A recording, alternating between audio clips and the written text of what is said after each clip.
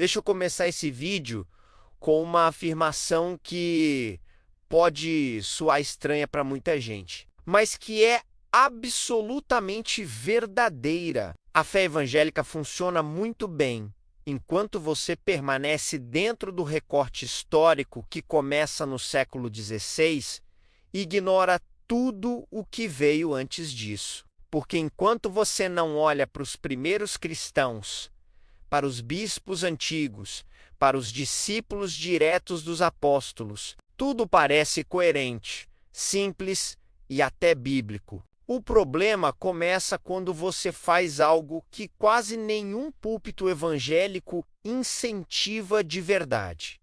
Ler os pais da igreja. Não resumos tendenciosos, não frases isoladas fora de contexto, mas os textos reais daqueles homens que viveram entre o século I e o século V, muitos deles discípulos diretos dos apóstolos ou formados por quem caminhou com eles. É nesse momento que a fé evangélica moderna começa a apresentar rachaduras sérias, não porque a Bíblia deixou de ser verdadeira, mas porque a narrativa construída em torno dela simplesmente não existia no cristianismo primitivo. A pergunta central que ninguém gosta de enfrentar é simples. Se o cristianismo evangélico moderno fosse realmente o cristianismo bíblico original, por que ele não aparece com clareza nos primeiros 1500 anos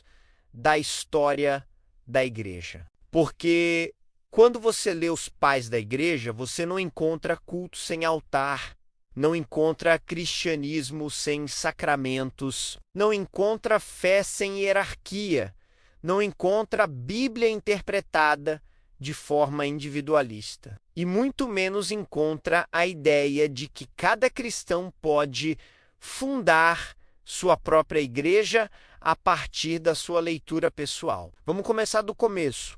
Literalmente, logo no final do século I, temos Santo Inácio de Antioquia, discípulo direto do apóstolo João. Alguém que aprendeu a fé com quem conviveu com Jesus, e o que Inácio escreve não tem absolutamente nada a ver com a fé evangélica moderna. Ele fala de bispos, presbíteros e diáconos como uma estrutura obrigatória. Fala da obediência à autoridade da igreja como condição para permanecer na fé verdadeira. E afirma algo escandaloso para os padrões protestantes.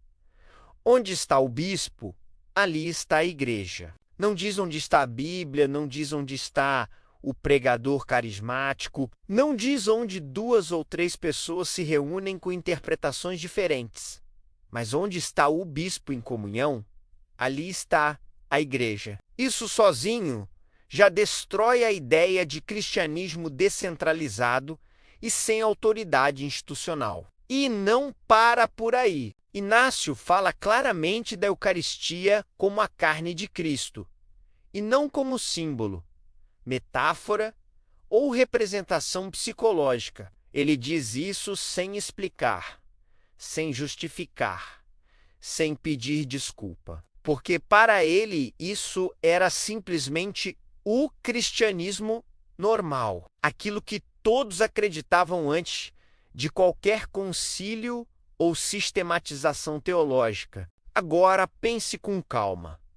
Se a fé evangélica moderna estivesse correta ao dizer que a Eucaristia é apenas simbólica, como explicar que um discípulo direto dos apóstolos acreditava exatamente no contrário? Avançando um pouco no tempo, encontramos São Justino Mártir, no século II, escrevendo para explicar o cristianismo aos pagãos. E quando ele descreve a celebração cristã, não parece em nada com um culto evangélico moderno. A leitura das Escrituras, a homilia, a oração e há uma oferta eucarística entendida como sacrifício, algo completamente incompatível com a teologia protestante. Justino deixa claro que os cristãos não recebiam pão comum, mas o corpo e o sangue de Cristo consagrados pela oração da Igreja. Isso está registrado, documentado, preservado e nunca foi seriamente refutado, apenas ignorado. E aqui surge o primeiro grande silêncio desconfortável. Se tudo isso fosse uma corrupção da fé original, quando exatamente ela aconteceu, em qual década? Em qual geração? Quem foi o responsável? Porque não faz sentido imaginar que os cristãos mais próximos dos apóstolos erraram completamente e que a verdade só reapareceu milagrosamente 1500 anos depois com Lutero. Isso não é reforma, isso é ruptura. Agora vamos falar de algo ainda mais sensível. A autoridade. Os pais da igreja não tratam a Bíblia como um livro solto que cada um interpreta como quiser. Eles tratam a Escritura como algo vivo dentro da igreja, interpretado à luz da tradição recebida e da autoridade apostólica. A ideia de somente a Escritura simplesmente não existe nos primeiros séculos, e isso não é coincidência. Durante séculos, a maioria dos cristãos não tinha acesso à Bíblia completa, não sabia ler, não possuía manuscritos e, mesmo assim, vivia a fé de forma profunda, sacramental e coerente. Isso só é possível porque a fé não dependia da interpretação privada, mas da transmissão viva da Igreja. Quando você lê Santo Irineu de Lyon, no século II, combatendo heresias, ele não diz, vamos comparar interpretações bíblicas, mas aponta para a sucessão apostólica, especialmente da Igreja de Roma, como critério de verdade. Ele afirma que qualquer pessoa pode verificar a fé verdadeira observando as igrejas fundadas pelos apóstolos e a continuidade de seus ensinamentos. Isso é devastador para o protestantismo moderno, porque elimina completamente a ideia de que a verdade cristã pode ser reinventada a cada geração. E aqui entramos num ponto que quase ninguém gosta de admitir. Os pais da igreja não eram católicos romanos no sentido moderno, mas eram católicos no sentido pleno da palavra, universais, sacramentais, hierárquicos e profundamente ligados à autoridade episcopal. Eles batizavam crianças, eles confessavam pecados a ministros ordenados. Eles acreditavam na presença real de Cristo na Eucaristia. Eles honravam Maria.